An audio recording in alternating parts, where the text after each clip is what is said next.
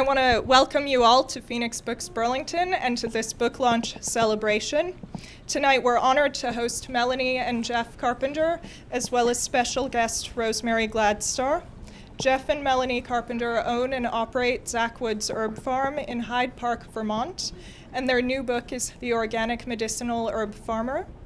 This book is both a business guide and a farming manual that will teach readers how to successfully grow and market organic medicinal herbs. And now, without further ado, I'll hand things over to Jeff and Melanie.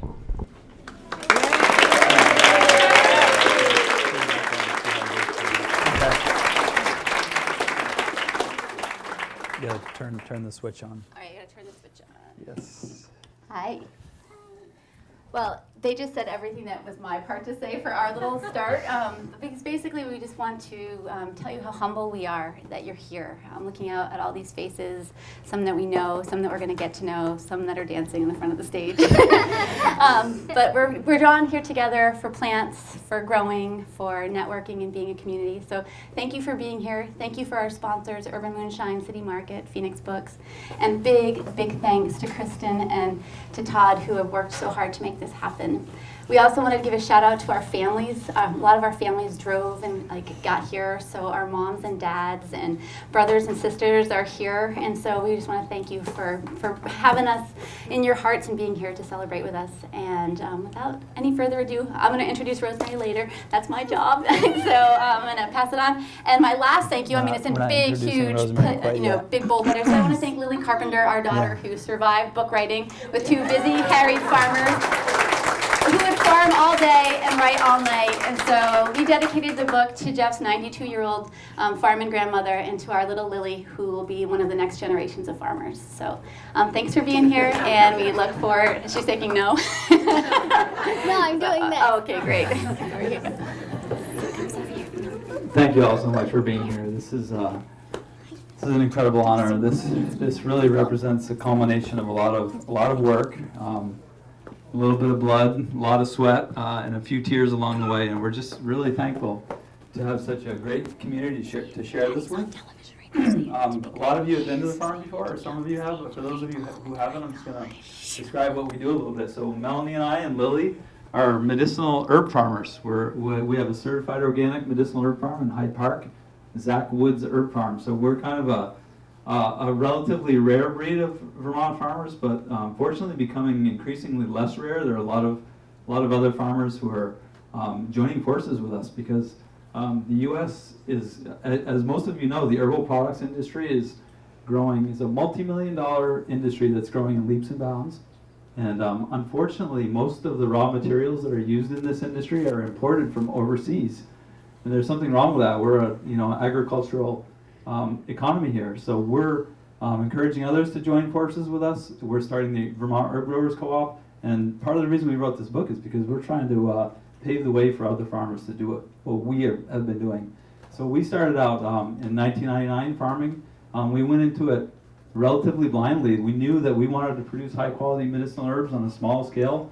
There weren't a lot of resources available to us. There were some good books on growing herbs, small kind of cottage hobby type approach, and there were some books about really large scale, real highly mechanized herb production. And so we were a little lost. We had to figure out what we were doing a lot through trial and error and kind of watching some other people, some of our mentors. And so we slowly but surely developed our own methods and techniques, and along the way we started teaching other people what we were doing and sharing that. And people would always ask us to share resources with them, and we didn't really have any resources to recommend. So people would prod us, well, you guys need to be the people to write that book someday, and you should write that book. And we just kind of, yeah, sure, well, maybe someday. Eventually we listened, and we teamed up. Melanie and I wrote the book, and we're really happy to be done it. It was a labor of love, and really excited about it. There's been a lot of excitement generated, and we're just, again, so fortunate to have such an incredible community. And so I'm going to read a little excerpt from the book, and then we're going to do a little PowerPoint presentation. And then we're going to take some questions and give you some answers. Excuse me. And don't worry, the PowerPoint, there are absolutely no bullets. It's all eye candy and just pictures of the farm. So we couldn't bring the farm to you in any other way. So you want me to hold the mic, or you want to? Are you maybe good? hold the book. Okay. Or no, I think I can You do got this. it? Actually. I can multitask. All right. Excuse me. People often ask us how and why we got into medicinal herb farming as opposed to another more traditional crop.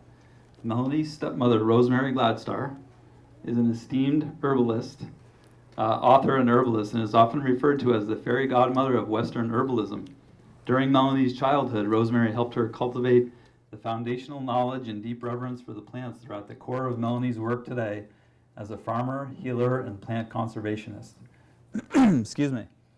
I had the good fortune of being introduced to Melanie through my sister Jana, who's in the audience, who explained to me that Melanie and her family were into herbs and stuff. At the time, I thought perhaps they like to sprinkle lots of oregano on their pizza or something. That was what I thought until I made my first trip to Sage Mountain, Rosemary's home and herbal education center in Orange, Vermont, and had my first exposure to rosemary in the magical world of medicinal plants and herbalism. That fateful day was the beginning of a relationship that would blossom into a marriage, both literally and figuratively. Farming is in my blood. My paternal grandparents were both sixth-generation Vermont farmers. When I was young, we often visited the dairy farm my grandmother grew up on in Randolph, Vermont, which is now owned by her nephew. I was completely enamored by the farmers who remained in the family. Excuse me. And when we visited the farms, I wanted to be a part of that action. The tractors, the hay fields, the cows, the salt of the earth farmers. As a child, the agricultural landscape and lifestyle appealed to me in a way that was accessible, yet I always felt a certain degree of separation. Fortunately, after being lost for years, I finally followed my heart and found my way back to the farm. Things certainly seem to have changed for the better in the last decade or so regarding people's attitudes about farmers and farming and the important role they play in our society and on our landscape. Right now, at least here in our region, where local sustainable organic agriculture is experiencing a kind of revolution, farmers are the rock stars of our communities, and in many cases we are actually making a go of it financially. Gone seem to be the days when the poor, hard-scrabbled dirt farmer was not only often pitied for his or her meager existence, but also often viewed as uneducated and unable to fill the mold of the economic ideal. Excuse me. Farmers have been and are becoming increasingly well educated, though not always in the traditional sense of education provided by colleges and universities. We're being educated by our experiences working with the plants and natural environment around us on an almost daily basis, as well as through the knowledge shared by others doing similar work. It is in the spirit of sharing knowledge that we have written this book. Melanie and I have always viewed our role in the medicinal herb industry in a cooperative sense rather than in a competitive sense. That may sound naive or idealistic according to the traditional business model, but the fact is we wouldn't be here without the collaboration and support of our colleagues and community. And we haven't yet come close to being able to meet the demand for high quality, locally sourced organic medicinal herbs on our small farm. There are others like us doing similar work, but we need many more growers to join us in our efforts to help make the domestic bulk medicinal herb market become more viable. The United States currently imports a vast majority of the medicinal herbs used in the herbal products industry from foreign countries. We feel there's something wrong with that. Healing people, healing people, animals, and even plants themselves by utilizing plant medicine is returning to its former status as mainstream rather than alternative medicine, and we encourage others to enter into the field of medicinal herb farming.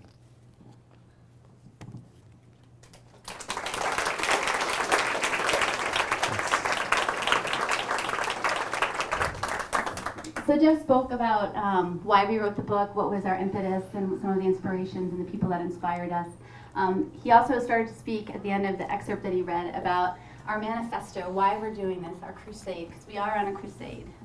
We would really like to see, and we're hoping and praying and putting all of our effort with many great people to start a local medicine movement, not just in product makers and educators, but also in growers. There's an amazing local food movement in the United States, and it's everywhere. When you travel, you'll find markets and great places and co-ops, but you start asking people where they're getting their echinacea from or where they're getting their chamomile, they might not know, and we want to change that. We also feel like this is the time before big ag scoops it up that we want to claim it back for the people and having local medicine growing in every county. So that's what we're about. That's why we share. We hope everyone will continue in that spirit. And we made this presentation with the PowerPoint also to show where we started, because sometimes when I go to places that I'm inspired by and people that are my heroes, I'm like, how will I ever get there?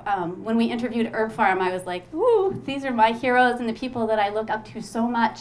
And it was really humbling to just hear, like, you know, there are people doing this work. And so we put some fun pictures of our first years together, plastic stuck to the side of our house, things that we built, you know, with recycled lumber. And there's so much you can do with just small things that are recycled off your farms or on your homesteads that really could be a reality. So we're all about plant conservation and cultivation and growing farmers. So that said, if it works. This is what it's looking like kind of right now. People importing, over 70% of our botanical medicines coming from out of country. This is a lot of times how it's harvested, or perhaps even with pretty poor labor practices. And this is how we like to see it happening. Oh, I'm sorry. Yes, thank you, Rosemary. She's always helping me. Here, I can do it. No. Oh, okay. I'll do it, that's fine. And so this is how we'd like to see it, with hands-on, people picking medicine, so that your medicine has intention from the moment it's seeded to the moment that it's picked and all the way to bottle. So that's how we like to see it coming in and going out. So Jeff, maybe you could talk a moment about this. This was circa 1996? No, 1999. 1999. Yeah, this is the year we bought the farm. Sorry. This is basically the beginning. Year one, really naive, pretty idealistic, lots of energy and youthful enthusiasm. 20. So it's, you know, small scale, and you don't have to start out with a tractor. We had the good fortune of having a tractor the first year, and there's Melanie kind of clearing some land, and there's our first. We had an acre in production the first year. There were 8 beds that were 1/8 of an acre in size each, you know, 51 by 100, and lots of experimentation going on. We started out with way too many species of plants, some that were not at all suited to growing in this climate and not very marketable, and we've since narrowed it down to 50 or so species that are really dependable, really marketable. There's Jana, our sister. It was you know, truly a family endeavor. She's picking stones from one of our fields, a never-ending task on our farm. So that's year one. And then these are some pictures, some other people in the house. Jen, my sister, first calendula harvest. I think I see 6 blossoms in that basket. Keith, her husband, Jeff's grandmother, Russo, who was in her late 80s, and then Jana again. I think she was in her 90s in that picture, then? actually. Yeah. Go herbs, Yeah. huh?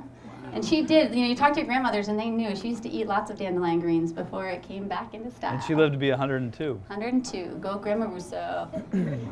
And then these were our very first drying sheds, and we produced a ton of herbs. Yet now we're doing around 3 tons of dried herbs annually, but we put out hundreds and hundreds of pounds from just plastic stapled to the side of our garage, recycled lumber and screening, and some solar heat and a little bit of help from some wood stoves. And so you can do a lot in your community with a very little amount and create beautiful medicine. And like we were saying, planting by hand, keeping families involved, teaching the next generation. We're lucky to have a great crew. Just a shout out to them. They actually got us here tonight and got us off the farm. They're like, leave, go. So big shout out. And we have started to use some automation. So that's part of the book, is going from like looking at smaller scale, but then if people are interested in scaling up because they'd like to do this for a living or do it more full-time for farming, there are some ways, and I always brag on my husband that he buys recycled vegetable farming equipment and tricks it out for herb farming. And it's really amazing what like a $300 transplanter did to our marriage. I get to ride, you see that? Yay! Smart man. So he's done a great job making those changes that really made us more sustainable for very efficient and productive farming practices. And it's also trying to encourage vegetable farmers to diversify. That is definitely an audience that we're trying to capture, both in our book and in the Herb Growers Association that we're forming. Here, hi. This is our drying shed. Most of what we produce, the herbs that we grow, are dehydrated, and so this is where the dehydration happens. It's basically a retrofitted greenhouse, which is a real affordable kind of alternative. A lot of people think of like the bigger herb farms and the kind of mass market herb industry. They're building these huge, steel buildings and using fossil fuel powered dehydration equipment. Well, we're just using a greenhouse with wood-fired forced hot air furnaces. And this can serve as a multi-purpose. It can be a greenhouse in the spring and a drying shed after the plants are moved out. So we're trying to make do with what we have, real low cost, simple but effective methods. Hi, helpers. All right. So we have a very plant positive approach, which is something that we really try to stress in our book, is how to do a lot of things without chemicals or just being in rhythm with the earth. And great things that herbs are wild by nature and herbalists as well. So we can get a lot of growing in those greenhouses, and they don't need a lot of maintenance for pest control. And so it's something that people can look forward to if you're growing medicinal herbs for that as a benefit. And we process Can you see everything okay? by hand. Some beautiful, like, gorgeous shots, and this is why we can get up and do our work every day. But this is a shot that of our friends Fiona and Bethany, and we process by hand. We do a lot of automated stuff like chippers and some sickle bar mowers and whatnot, but we still process by hand. And one of the things we put in the book is we interviewed a lot of our heroes in the field, people that we just admire so much, and it's called Voices in the Field. So you hear other people's voices, and we spoke about Herb Farm. We interviewed them, and it was like this moment of like such joy to read their responses to the interview about like, what do you automate and what do you do for your production? And they said all the things that they did for like mowers and cutters and whatnot. And then they said, which is so affirming to what we believe, that you still need hands touching it because that's where the quality is, and nothing can do what a human does, and that energy is so important. So you can see that's our belief, but it was also echoed by some of the top people in the field with huge herb farms. They're still doing that, and recommending it to new farmers. And there's our barrel washer. No more ringer washer. We used to have a ringer washer. The herbs would sit in there, and then Jeff would dump it. And literally, we decided to move to this when he was getting electrocuted at the same time. We're like, maybe it's time Truly. to upgrade. Truly. Yeah. And again, automating our work. There's a potato digger that he put something PTO on the back that drives it, and it just pops those roots right out. And anyone who's dug Angelica, we're doing this for Urban Moonshine. This is their Angelica here. We used to dig it by hand with a spading fork. Tears of joy when this worked. We were like, look, they just popped right out. So, yay, Jeff. That's calendula. That's in its dried state. You saw us harvesting it in the field earlier. There's some herbs packed up, being shipped out far and wide. This is about 50-50 wholesale and retail. This is kind of the retail look. People like most of yourselves who are buying herbs from us for your own, kitchens and your own families and such.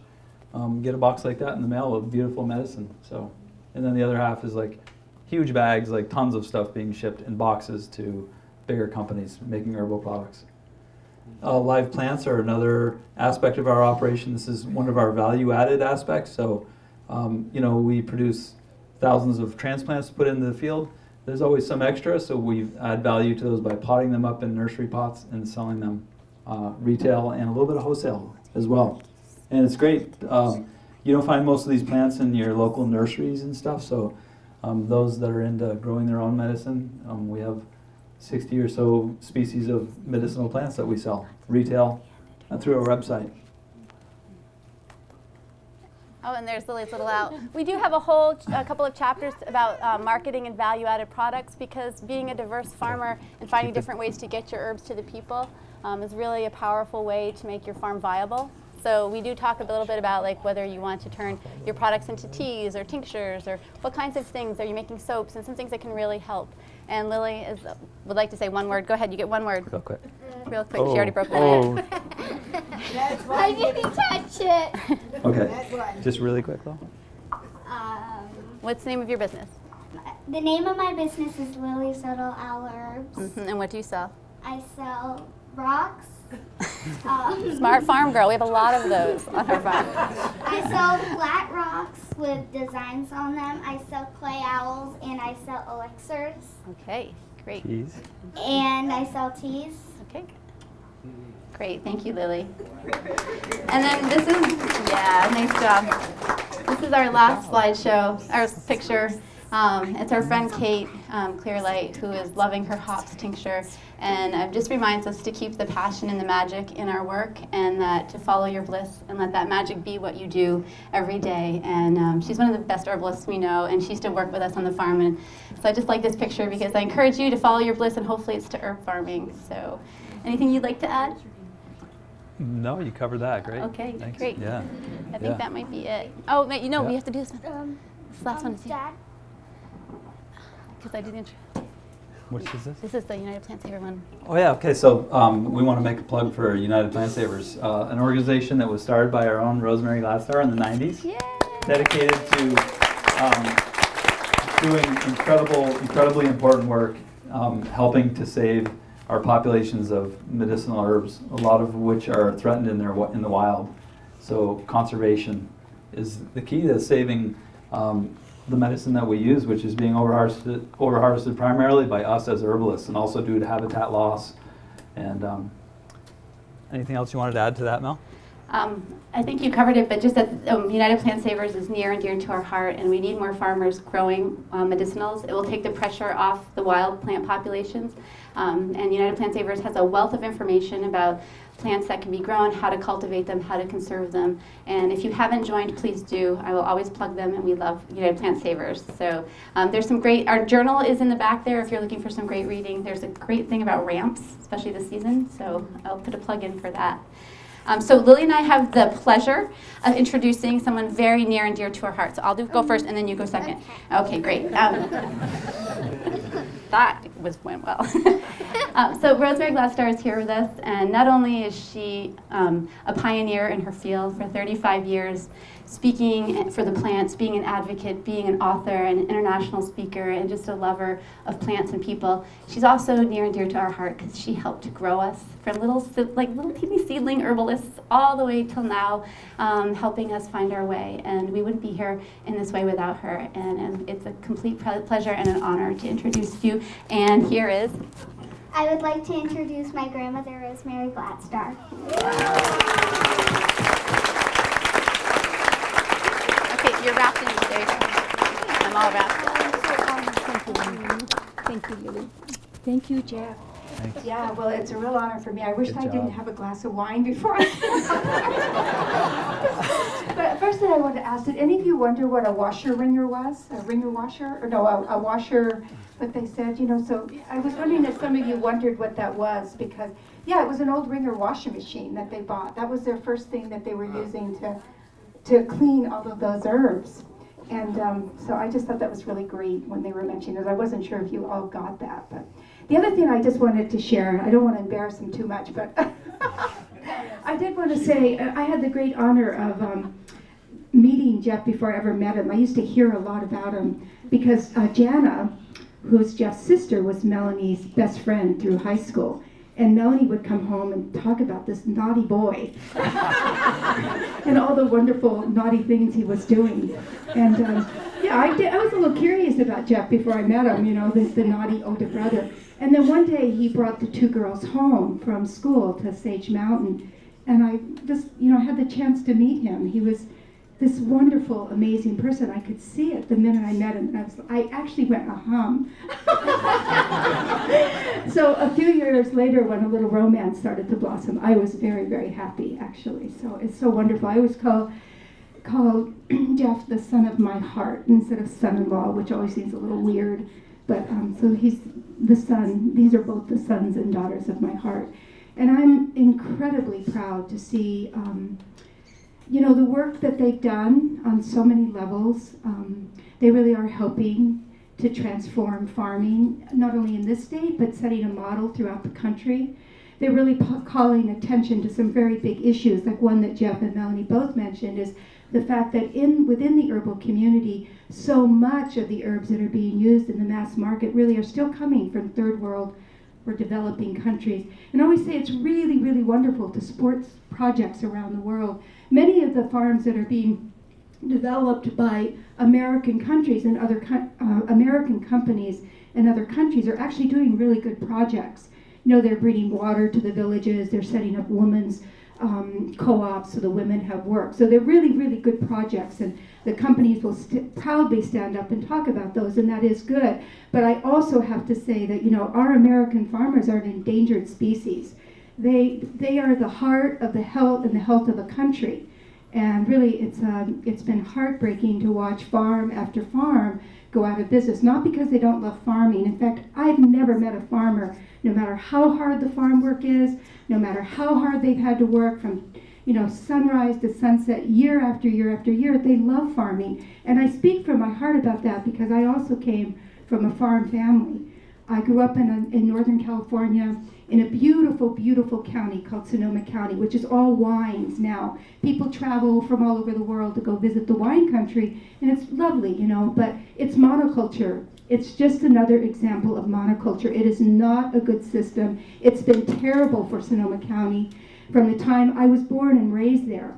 So I can say this as a fact that when I was a young girl growing up, it was mixed farms. There were apple, prune, peach, orchard after orchard and small dairy farms, and now it's all wineries that are there. And the problem that happens with that is most of those wineries are not organic and they're sprayed, so people have terrible allergies and all these health issues, right?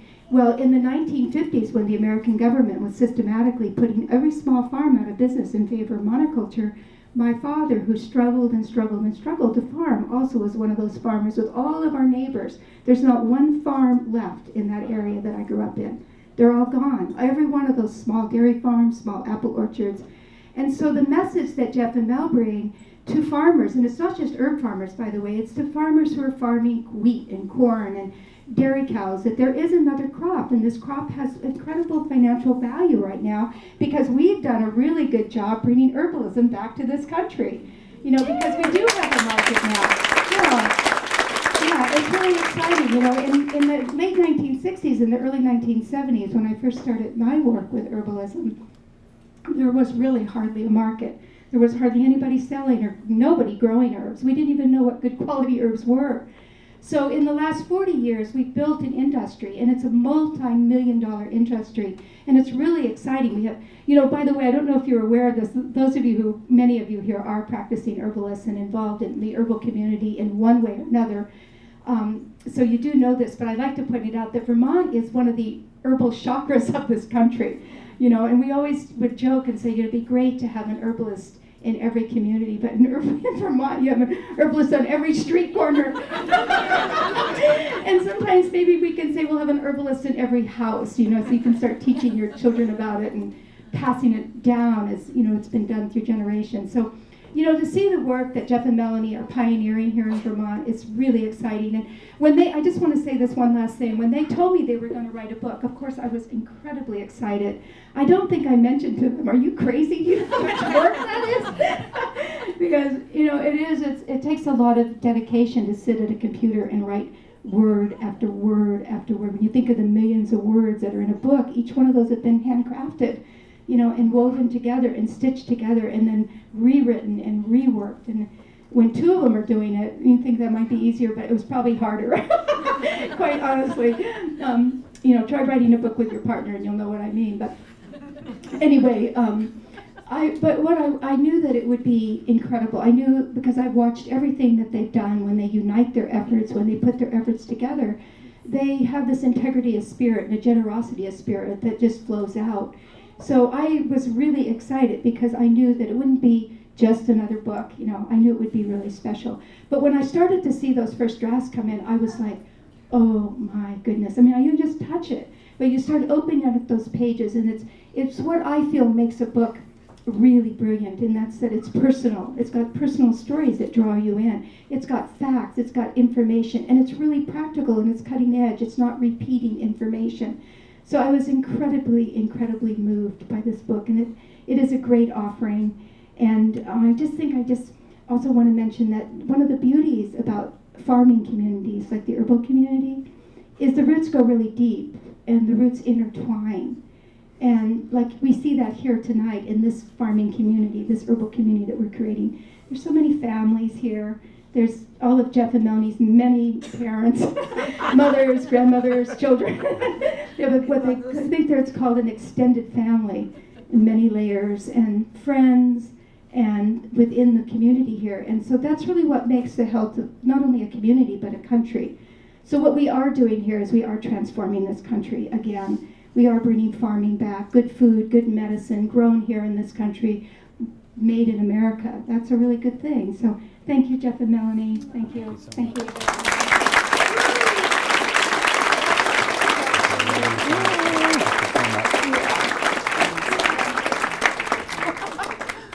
Wait, because you might have a question or an answer. Oh, question and answers, okay. Yeah. Is Q&A time? The which one? Oh, the Oh, yeah. that one? That one. That's right, This because one it's here? for the. Great. Oh, yeah, since you don't have one of these on. Oh, Could yeah, you I speak can in- speak, but I can speak. Well, this is I'm for the little- television Oh, audience. for the television. I guess. Okay. I forgot it was on TV. I would have dressed differently. So we have some time because we do better in dialogues than in stand and deliver. So if Is you that have good right questions there? or things you want to ask. Yeah, thank you. So my question is, especially here in Vermont, with the ever-looming threat of Lyme disease and other like tick-borne illnesses, how do you can you recommend any best practices for being safe to yourself while you're trying to nurture such great medicine in the field, particularly on a larger scale? I was going to say farm naked. No. That way it's, Hey, you that don't way have it's to easier fight for to. that. That doesn't need to be required. You know, it's just easier to check your body if you don't have clothes on. Repeat the question. We should repeat the question, sorry. Yeah. So a very good question, because we do have Lyme, the Lyme-borne disease has come to Vermont. For a long time we were pretty protected and we could say that we didn't have it. It is here now, actually, and we do need to be mindful. And really, there are tick things that you can get to put on, etc., but they're very not effective, quite honestly. And so really the very best thing is to get into the habit. If you have partners, it can really bring a lot of fun into your relationship. You come in from your work, from your walking, from your trip, and you both strip down in front of the kids, and everybody's like looking in your body. But even if you don't, to get into that habit, because that really is the best way. When you're outside, if you're going for a walk in the woods or out in your field or whatever, is to really check your body. The other thing I think is good to be Lyme literate. That's kind of the term that's being used. Find out the local people in your community. We have good naturopaths, doctors, herbalists who are working with it.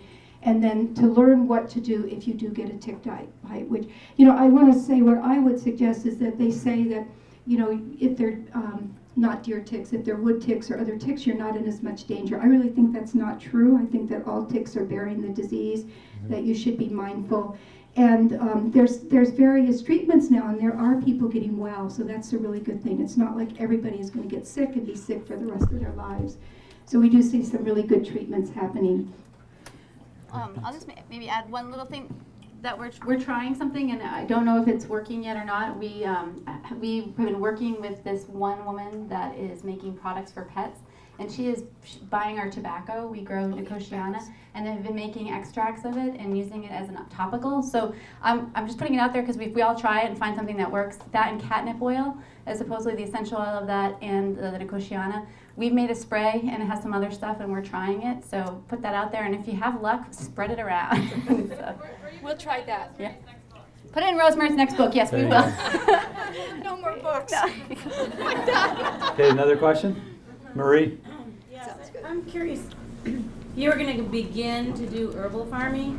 How did you choose which particular plants were going to be marketable versus, because they shift, what's popular, echinacea today, astragalus tomorrow, and some of these take years to come to fruition. So how do you decide which ones to start with?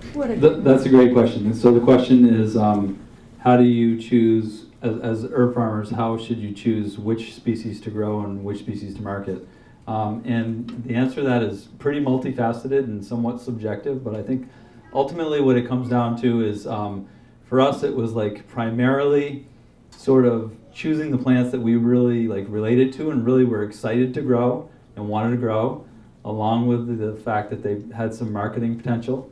Another really important aspect is making sure that the plants that you want to grow are adaptable enough to grow in an environment like Vermont, which is not suitable for a lot of these plants. And thirdly, ask around or become more well educated as to what people around you want to use and what they want to buy and what you think you can sell. And a lot of people ask us which comes first, the herb or the market. It's a real tough kind of a conundrum. If you want to go and sell herbs to people, wholesale especially, they're going to want to make sure that you can produce a high quality product. So if you just say, well, I want to grow some herbs, will you buy them?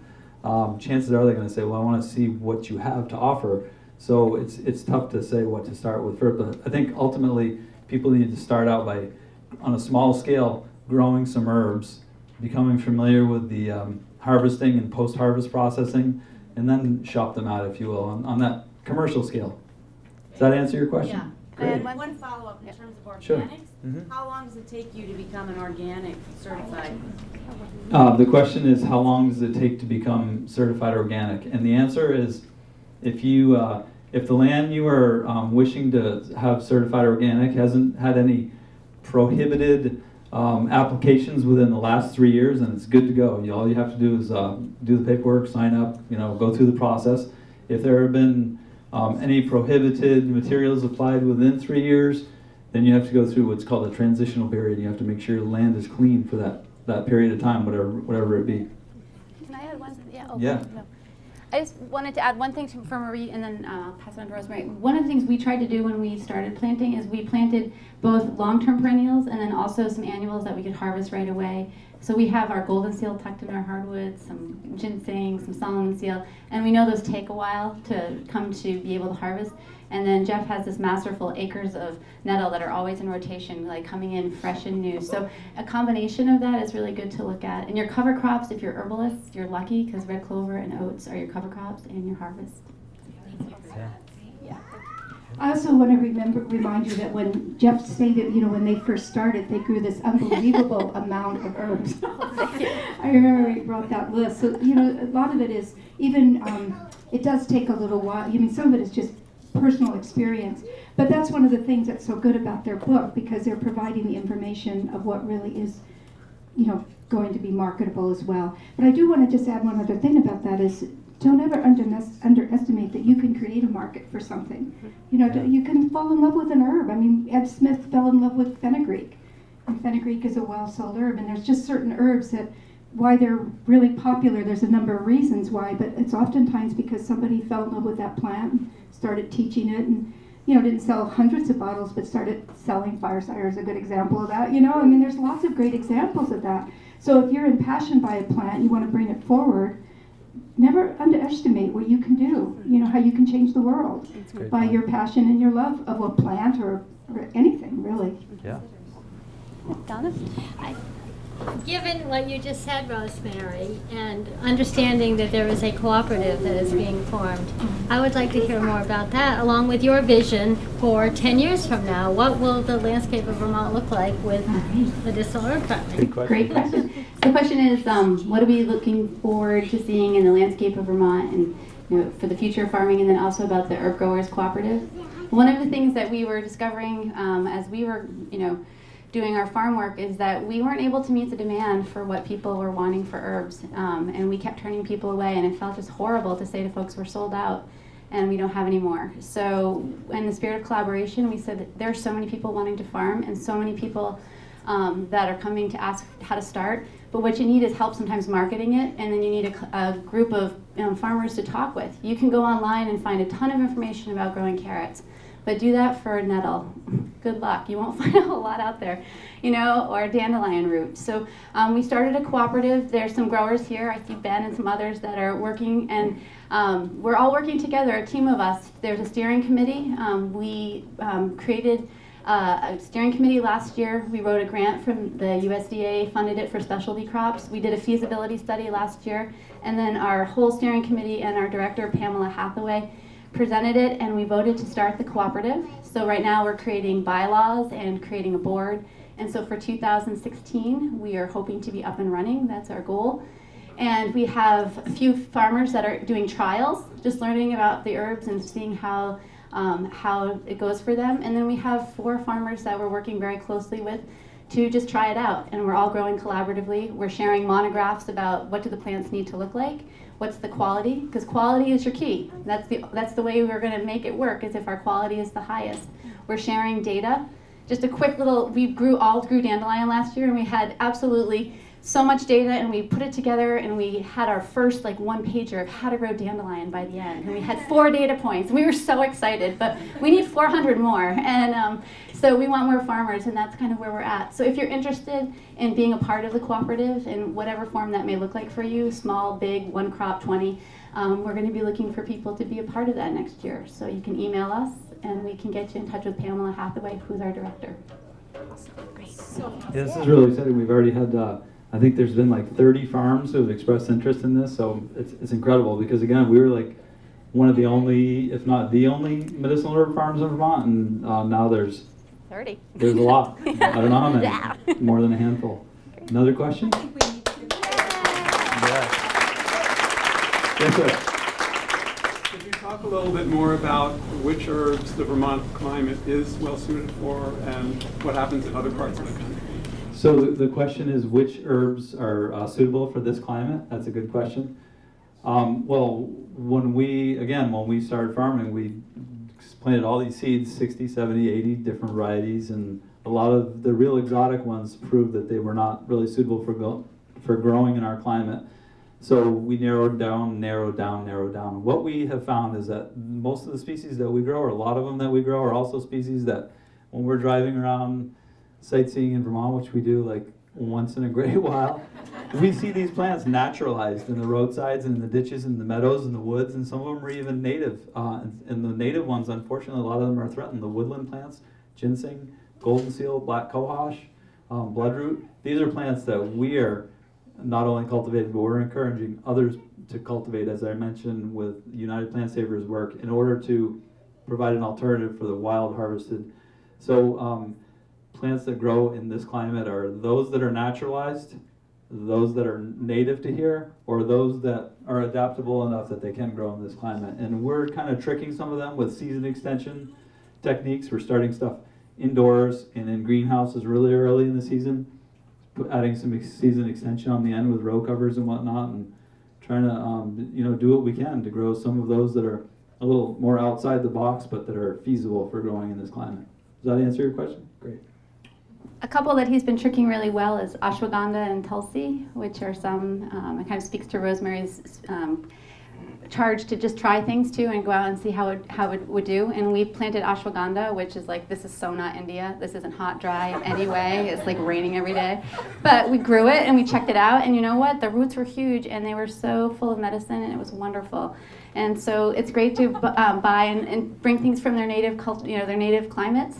And we like to support that, but it was also really cool to have ashwagandha with a very small carbon footprint that was coming right off the farm. So Tulsi's loving it here, especially this summer, ashwagandha. So we do have some that come from other places that are doing all right, for sure. Yeah, and one of the things also, because we live kind of in an Arctic temperature.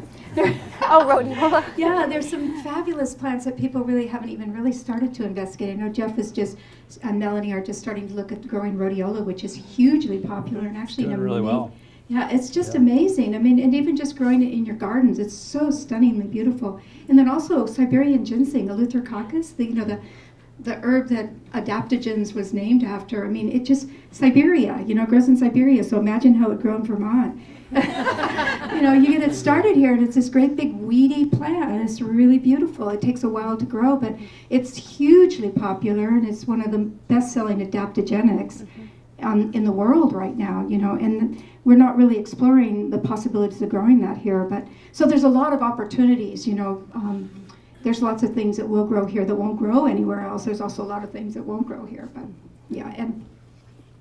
And some of our best sellers are dandelion, burdock, Nettle. stinging nettles. A lot of the species that other farmers have been trying to eradicate from their fields, we're purposely planting them in rows. We're growing dandelions like veggie farmers are growing carrots, and can't grow enough dandelion. We're just we could plant, we have 12 acres give or take in cultivation. We'd plant all 12 acres with dandelion and still not even touch the demand. So there's that too. Not that we would monocrop dandelion. Any other questions? Yes, sir. What do you do in the wintertime? That book. What do we do in the wintertime? That's a great question. So Theoretically, we ski. one of the reasons that I personally got into farming was because I wanted to have a job that would allow me to ski in the winter because I'm a passionate, die-hard skier. I figured, okay, farming. Work really hard in the summer, sun up to sundown. In the winter, like ski every day. Well, as it turns out, it's not that simple. We still ski. We also do a lot of other work. Rosemary and Melanie and I are partnered together in running the International Herb Symposium. There's a big gathering of herbalists.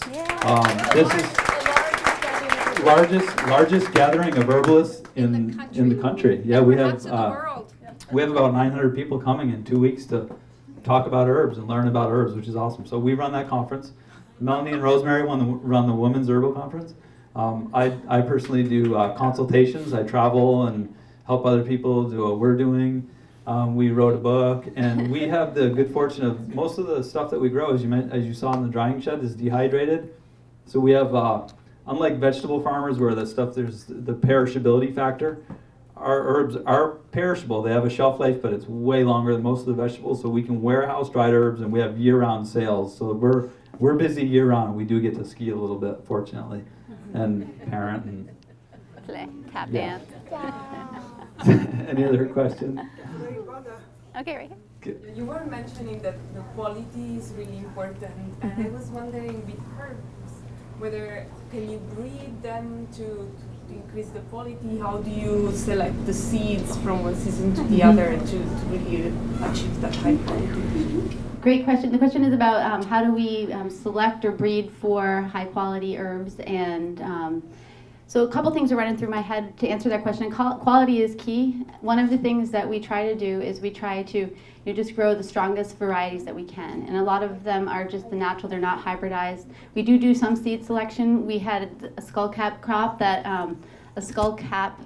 that we grew, and it got powdery mildew at the very end, and there were like 6 plants that were completely fine. So we would select vegetative cuttings for those plants.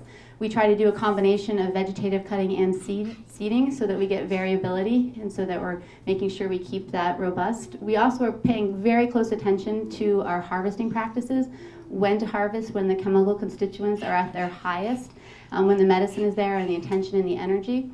So that is knowing the life cycle and the vibrations of that plant and really making sure we harvest and dry and capture that in our process. And a lot of people say, well, how do you know that that's in the plants? And we know it. There's this great term. It's like one of the few industry terms that I can actually say, organoleptic testing. But it basically is using your organs to touch, smell, feel, taste to see how the plant is. And that dried plant matter should taste and smell and look like it did when it was live and vital and vibrant. So we try to capture that. And then what's been really cool, where science and art marry, is that a lot of our things get tested now because of GMPs and all the testing that happens there. And what's cool is that a lot of times our tests come back and they're like, your rosmarinic acid. There we go. Acid is at the top of it for like lemon balm. It looks great, it's fabulous. And we knew that because we drank it and we tested it and smelled it. But then we get our test back and there it is. And so there is that piece. And so we're trying to utilize really good practices. And we also grow organically, which is feeding the soil, plant positive approach, and that makes great medicine. Do you want to add anything else? No, I think you covered it really well. Can't say that word, but yes. It happens. The question is there a reason not to grow hybridized seeds? No. Hybrids are great. Most of the many of the vegetables we grow are hybrids. Many of the flowers that we like to grow for ornamentals are hybrids. But most of the medicinals that we're growing are truly wild by nature. These plants were found by First Nation people, early people, to be medicinal and have been changed very little since their discovery. They're wild plants. They haven't been hybridized because they're naturally medicinal, and they're therefore very resistant to pest and disease problems because they've adapted naturally to be resistant. Most of them are in fact insectary plants, which means they attract beneficial insects, so insects that are either predatory by nature, they prey on harmful insects, or they're attracting pollinators. So it's it's just pure luck and good fortune that most of the medicinals that we're growing are these wild plants, and they're more adaptable, they're perennial, so they're better suited to permaculture methods. They're easier to grow. I'm glad I don't have to grow as many hybrid vegetables. When we go and visit our friends, vegetable farmers, it seems like they're all doing really well, but there's a constant struggle with the pests and diseases and lots of stuff. So there's that. Does that answer your question? Great, you're welcome. That's probably last question. One more question. Okay. Yes, sir. Go ahead. That is a good question. Okay, drum roll, please. So are you following the marijuana legalization bills, and if this comes to be, its impact on medicinal plant farming in the state, what are you doing to prepare for Be another great crop. Yeah, so the question is the medical marijuana question. I knew it was bound to pop up at some point, and no time like the present. So what are we doing to prepare for that? Marijuana is another medicinal plant with a lot of value and definitely a huge marketability factor. And so, if it becomes fully legal in Vermont, will we grow it and add it to our rotation? I would definitely consider that. Do I think there's a lot of energy around there that's kind of like needs to be sorted out before a lot goes on? Absolutely. But yeah, it's just another medicinal plant that it should.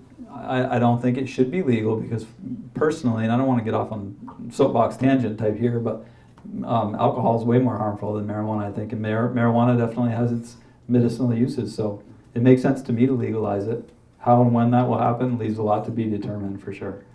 Yeah. I just have one thing Oh, to yeah. say. Actually, I can't think of one reason not to legalize it, actually. I just, it's just insane. And there's so much medical research now on how positive and helpful it is for people in certain situations. So that the fact that it's not available to people as a helper is really crazy. Like so much of how our medical laws really are today. So I think that it's, there are a lot of things, like Jeff said, and Melanie I'm sure feels this way too, that will need to be sorted out. And that will, like when anything changes big that's been suppressed for so long, we'll see the craziness of that as it's unfolding. But then there usually does come a place where things balance out.